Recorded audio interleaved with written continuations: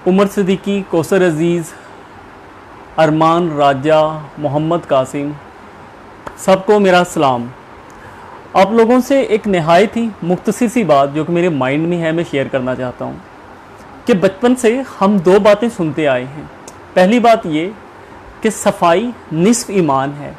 हमारे टीचर हमें बड़े मज़े से कहा करते थे कि सफाई निस्फ ईमान है, तो आप लोग कल को साफ़ सुथरे कपड़े पहन कर आना, गंदे कपड़ों में मत आया करो। तो जब हम बड़े हुए तो फिर माइंड में खुद से सवाल आए कि जो एक नॉन मुस्लिम है उसने सफाई निस्फ ईमान को कुलिया करके साफ़ कपड़े पहन लिए, और जो मुस्लिम है उसने भी ये बात सुनी कि सफाई निस्फ ईमान है। राजा साकिब वालेकुम सलाम, उसने भी ये बात सुनी कि जो सफाई निस्फ ईमान है उसने भी साफ़ सुथरे कपड़े पहन लिए। अब तमाम लोगों से मेरा एक क्वेश्चन है कि अगर सफाई निस्फ ईमान है हमारे कपड़े पहनने की हद तक, तो उसके बावजूद भी हम लोग ईमानदार क्यों नहीं बनते? आप लोग अपना जो आंसर है वो हमें रिप्लाई कर, इसमें कमेंट कर सकते हैं। अब इसका जवाब भी मैं खुद ही देना चाहूँगा। मेरी नाकस अकल के मुताबिक मेरी नाकस अकल के मुताबिक सफाई निस्फ ईमान का फार्मूला मेरे ख्याल से ये है कि अल्लाह ताला हमारे अंदर के दिल की सफाई की बात कर रहा है शायद, क्योंकि उसे कपड़ों पे लगे धब्बों से कुछ लेना देना नहीं है। उससे लेना देना है तो हमारे दिल पे जो धब्बे लगे हुए हैं वो इस दिल को साफ़ करने की बात करता है। तो फिर इस चीज़ की समझ आती है कि सफाई कैसे निस्फ ईमान है। अब अगर कोई मुस्लिम है या कोई नॉन मुस्लिम है वो इस फार्मूले पे काम करे, सफाई निस्फ ईमान को सुनकर अपने दिल को साफ़ कर ले। किस चीज़ से? नफ़रतों से, हर चीज़ से उसका निस्फ ईमान मुकम्मल हो चुका, और फिर उस निस्फ ईमान के बाद वो फिर हमारे मोहम्मद मुस्तफ़ा की नबुव्वत पे यकीन रखे। तमाम सिलसिले फिर आगे के हैं। यहाँ पे एक चीज़ ऐड करूँगा। मोहम्मद सरवर खुशी वाला, अस्सलाम वालेकुम जी, कैसे हैं आप? अच्छा, अब यहाँ पे एक बात करूँगा कि खुदा ताला हज़रत मूसा अलैहिस्सलाम से कहता है कि ए मूसा, मैं चाहता हूँ कि तुम अपना घर साफ़ करो ताकि मैं वहाँ पे हाजिर हो सकूँ। हज़रत मूसा अलैहिस्सलाम फ़ौरन से अपने घर को साफ़ करने लग गए, और फिर एकदम से पुकार उठे कि ए रब, वो ऐसा कौन सा घर है कि जिससे मैं साफ़ करूं और तू उसमें समा सके? अल्लाह ताला फरमाता है कि ए मूसा, वो घर मेरे हर बंदे का दिल है। हमें अपने इस दिल को साफ़ करना है ताकि खुदा फिर यहाँ पे हाजिर हो सके। वरना हम बचपन से क्या सुनते आए हैं कि जिस घर में कुत्ता होता है उस घर में रहमतें नहीं आती। अब कुछ लोगों ने क्या किया, अपने कुत्ते की रस्सी पकड़ी और उस रस्सी को पकड़कर जाकर बाहर छोड़ आए, मतलब कि गली से बाहर जाकर बांध दिया। वालेकुम सलाम सफदर साहब। अच्छा, उस कुत्ते को जाकर गली से बाहर या अपने घर से जाकर बाहर बांध दिया ताकि हमारे घर में रहमतें आ सकें। अब मज़े की बात देखें, उसके बावजूद भी उस शख्स के घर में रहमतें नहीं हैं। अब वो बंदा तो परेशान होगा कि मेरे घर में भी रहमतें क्यों नहीं आई। अब यहाँ पे अगर हम उसी बात को याद करें जो खुदा ताला ने कहा कि ऐ मूसा, मेरा घर मेरे हर बंदे का दिल है, इस चीज़ की तो हमें समझ लग गई कि वो जो घर है वो हमारा दिल है कि जहाँ पे अल्लाह ताला आना चाहता है। अब वो अंदर जो बंधा हुआ कुत्ता है, वो कुत्ता क्या है? वो कुत्ता मेरे बहन भाइयों हमारी लालच, हमारा हसद, किसी लड़की को देखकर उसके बारे में सोचने वाला ख्याल। अगर किसी लड़की के दिल में किसी लड़के को देखकर ख्याल आता है, वो वाला कुत्ता। हम जो दूसरों से हसद करते हैं, हसद का क्या मतलब हुआ कि हम अल्लाह ताला की तकसीम से नाखुश हो रहे हैं। ये हमारे अंदर कुत्ता है। हमारे अंदर क्या कुत्ता है कि हम अपनी इबादत को लोगों के सामने शो करते हैं। हम अगर लेट होते हैं तो हम बताते हैं कि यार मैं ज़रा नमाज़ पढ़ने लग गया था, उसकी वजह से मैं लेट हो गया। अल्लाह ताला क्या नहीं कहता कि मुझे तुम्हारी इबादत में दिखावा नहीं चाहिए? क्या इमाम अली करमुल्लाह वजहो ने नहीं कहा कि इंसान को जो उसके कि इंसान को नियत के बदले जो कुछ मिलता है उसके अमल के बदले वो चीज़ें नहीं मिलती? क्यों?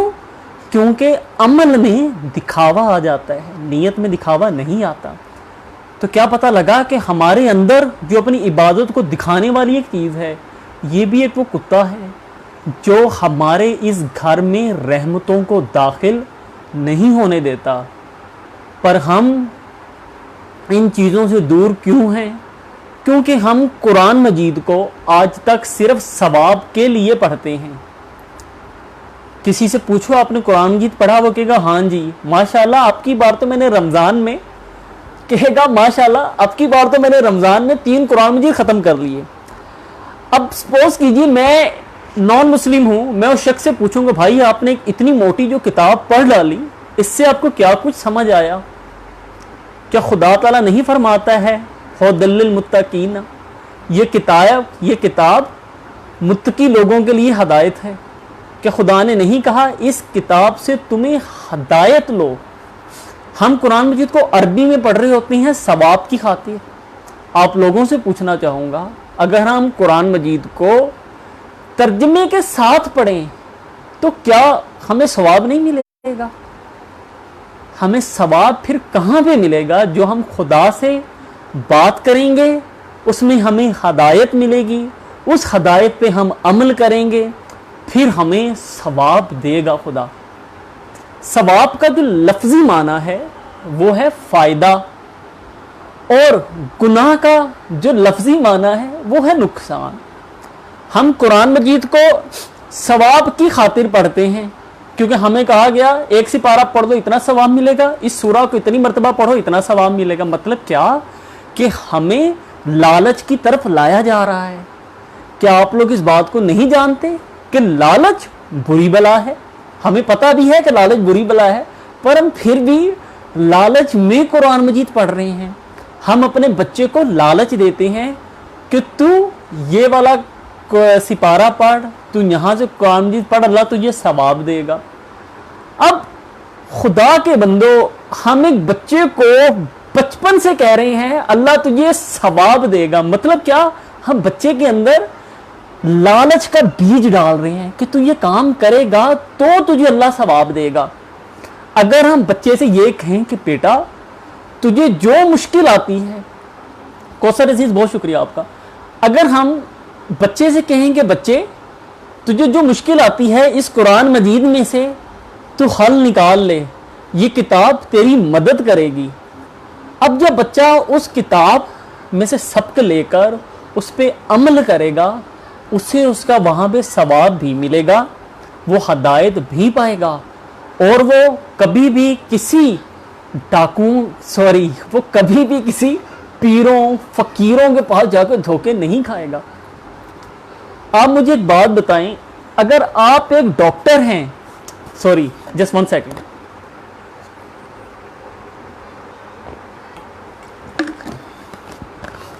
चंदा बिलाल साहब अस्सलाम वालेकुम जी। अच्छा, अब अगर आप एक डॉक्टर हैं, आपको दवाई पता है कि मेरे सर में दर्द है, इसके लिए मैंने डिस्प्रिन लेनी है, इसके लिए मैंने पैरासीटामोल लेनी है, इसके लिए मैंने पैनाडोल लेनी है। अब डॉक्टर के पास नहीं जाएंगे, आप कोशिश करेंगे मैं अपना ट्रीटमेंट इन्हीं मेडिसिन से ठीक कर लूँ। अब अगर आपको कुरान मजीद जो किताब है, हम मुसलमानों से ज़्यादा उस किताब में से नॉन मुस्लिम्स फ़ायदा उठा रहे हैं। अरे यार, मुसलमान तो हम हैं, नबी तो वो हमारे हैं, अल्लाह के साथ सबसे ज़्यादा मोहब्बत का दावा भी हम कर रहे हैं, पर उस किताब से फ़ायदा उठाने वाले नॉन मुस्लिम्स क्यों? क्योंकि उन्होंने उस राज को समझ लिया कि हमें इस किताब से क्या फ़ायदा हो सकता है। तो आज तक जो लोग इस अमल से, इस बात से पीछे रह चुके तो रह चुके, आज के बाद इस बात का तहैया कीजिए कि हमारी जो किताब कुरान मजीद है, जो कि मोजज़ात से, इल्म से, हदायत से, और अगर अपनी ज़ुबान में अब हम बात करें जो सवाब से भरी हुई है, अगर हम उसमें से सिर्फ एक टुकड़ा, एक लाइन, 1.5 लाइन, 2 लाइनें तर्जमे की पढ़ें, इस नियत के साथ पढ़ें कि मैं अभी कुरान मजीद पढ़ूंगा, मुझे जो परेशानी है मुझे इसमें से उसका जवाब मिल जाएगा, तो हम बहुत ही मुश्किलात पे हल पा लेंगे। हम पीरों के पास इस वजह से चले जाते हैं, हमने कभी कुरान जी के तर्जुमे के साथ पढ़ा हुआ नहीं होता है, वो उसमें से जो छोटा सा इल्म ले लेता है, वो उसी से आप लोगों को और हमें पागल बना रहा होता है, घुमा रहा होता है, और हम लोग घूम रहे होते हैं। यहाँ तक अगर आप लोगों में से कोई भी कुछ पूछना चाहे या उसके माइंड में कोई बात है तो आप प्लीज़ कमेंट कीजिए, मैं आप लोगों के कमेंट्स पढ़ रहा हूँ तो मैं उसके ऊपर ज़रूर रिप्लाई करूँगा।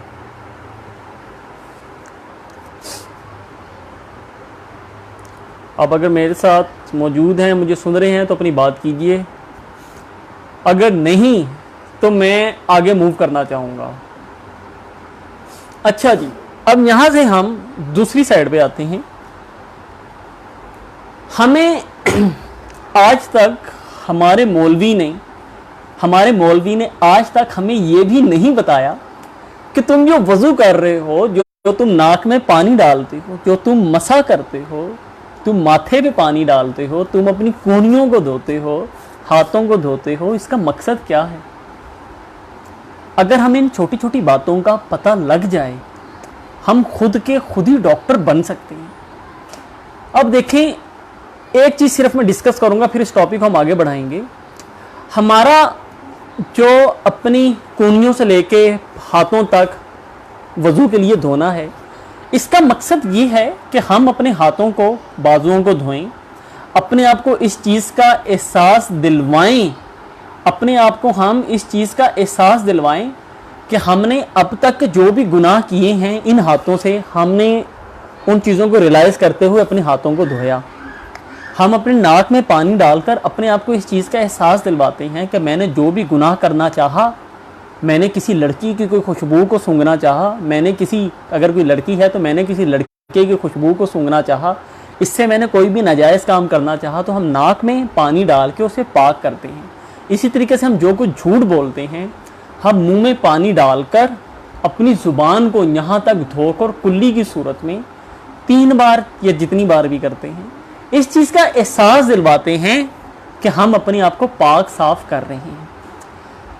अब अगर हम लोगों को वज़ू का ही नहीं पता, हम इस चीज़ पे लड़ते रहेंगे, 2 बार पानी डालना है, 1 बार पानी डालना है। अरे भाई लोगों, अल्लाह ताला इन चीज़ों से बेकैफ है। वो इतनी छोटी छोटी चीज़ों पे अपने बंदों को नहीं पकड़ता है। वो कहता है अपने दिल को साफ रख कर तुम नमाज अदा करो। अब अगर एक बंदा जिसके पास पानी नहीं, जिसके पास मिट्टी नहीं, उसका नमाज पढ़ने को दिल कर रहा है, तो क्या वो नमाज नहीं पढ़ेगा? वो पढ़ेगा। अब उसने तो वज़ू भी नहीं किया, उसकी फिर भी नमाज हो जाएगी। अब उससे आगे अगर मैं एक स्टेप आगे बढ़ूं, हम लोग आज तक, बहुत शुक्रिया जी, ये बहुत खूब जिसने भी लिखा है, बहुत शुक्रिया आप लोगों का। हम लोग आज तक हज़ारों सजदे कर चुके हैं। उन हज़ारों सजदों में हमें आज तक लज्जत महसूस नहीं हुई। मज़े की बात है कि हम जब खाना खाते हैं, जी वालेकुम अस्सलाम, वालेकुम अस्सलाम। अच्छा, हम लोग जब खाना खाते हैं तो हम अपने खाने में नमक डालते हैं, दही बल्ले खाते हैं तो दही बल्लों में चाट मसाला डालते हैं। जब तक हमारे खाने की लज्जत बरकरार ना हो, हम एक निवाला भी मुंह में डालना नहीं चाहते। हम चाहते हैं कि हम जो भी अमल करें बड़े मज़े से हो। अब यारो एक बात बताओ, हम लोग अल्लाह की नमाज पढ़ रहे हैं किस लालच में कि हमें जन्नत मिलेगी। अब उस चक्कर में क्या हमारी नमाज में लज्जत है? हमें खाने में नमक डालकर लज्जत लेने का फन तो पता लग गया, पर नमाज में हम लज्जत किस तरह बढ़ाएं? यहाँ पे आप लोगों से एक वाक़या मैं कोट करूँगा।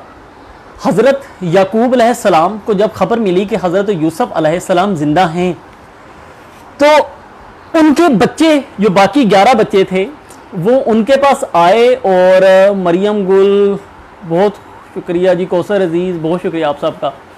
अच्छा, उनके बच्चे उनके पास आए और आकर कहते हैं कि ए खुदा के नबी, अल्लाह ताला